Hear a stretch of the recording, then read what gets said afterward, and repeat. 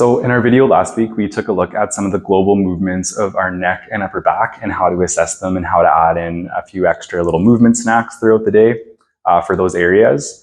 Today, we're going to start looking a little bit more at some specific movements and specific exercises we can do to help improve some of the more small areas of our neck and back and how well the different vertebrae can kind of move on one another.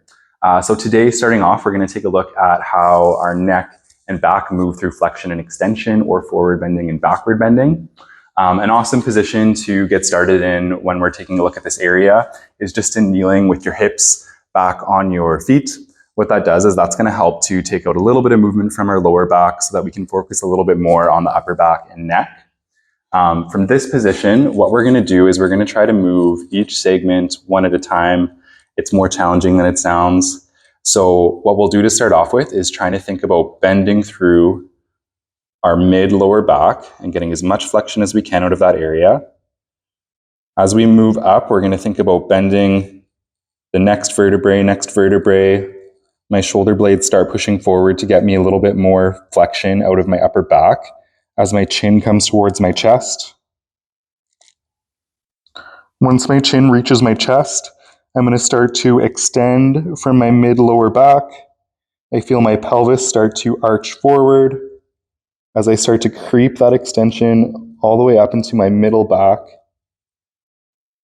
As I'm doing this, my arms start to push into the ground a little bit harder. My shoulder blades are pulling backwards to help get that extension through my middle back.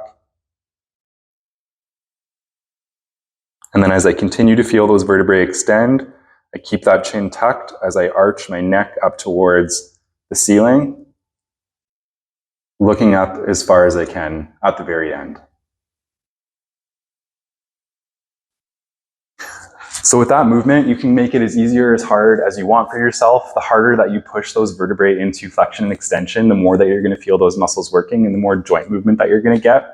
If you are experiencing pain at all, try not to push into that too hard, but those can be good areas to note when you're going through this, that you maybe try to get a little bit more movement out of the next time and the next time. The next movement we're going to take a look at for the neck and upper back area is rotation. And so same thing, another great position to get started in when we're trying to move that area is just that kneeling position. So kneeling down with your hips back on your feet. From this position, what I like to do is bring my hands forward and I'll bring one arm up behind my head. From here, I start, same thing, trying to twist from my spine, raising that elbow up towards the ceiling. Depending how stiff you are, you might get a little bit further or a little bit less far. You can probably hear my voice shaking a little bit here because as we reach the very end of this, it actually does get quite challenging on those muscles. A lot of times if we're not used to moving in those positions, you can start to get some cramping up and through some of those muscles in your upper back. And if you do, it's fine just to kind of come out of that and shake that off. You can take your other arm up and do the same thing on the other side. So this time, same thing, leading with that elbow. It helps if you push that bottom arm down into the ground as you pull that elbow up and towards the sky, feeling that rotation through your full spine and neck. If you're wanting to feel that a little bit more through your neck, what you can do is try to leave that arm just straight out beside you and rotate that neck with your upper back, looking up towards your hand as you're moving. And just note, same thing, where you're feeling that restriction. If you find areas where you're stiff, it can be good to kind of play around those a little bit or push into that a little bit harder. But same thing, that's a great exercise to kind of move into a few times throughout the day or treat it as part of your warm-up or cool-down of your regular exercise routine. So the last exercise that we'll take a look at today is going to be for the shoulder blades. And once again, trying to move those shoulder blades independently of moving our spine. This is a little bit more challenging than the shoulder blade circles that we did last week. But basically, we're going to be doing the exact same thing with our arms on the ground in a push-up position. So whatever position you're comfortable with, you can either go from your knees, or if you're comfortable going from your feet, you can go from your feet. What you're going to do is bring those arms down towards the ground, keeping your elbows totally locked out. From here, you're going to think about pushing your shoulder blades down towards the ground, away from your spine as much as you can. We're going to bring those shoulder blades up towards our ears.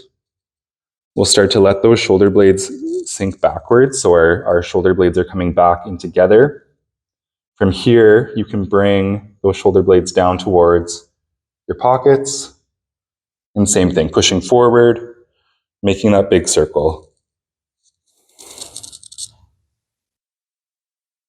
You can do the same thing going the other way. So this time with the shoulder blades depressed, sitting down towards our pockets, I'm going to let those shoulder blades come backwards and off my spine. We'll bring those shoulder blades up towards your ears, wrapping down and around. So same thing, that big shoulder blade circle.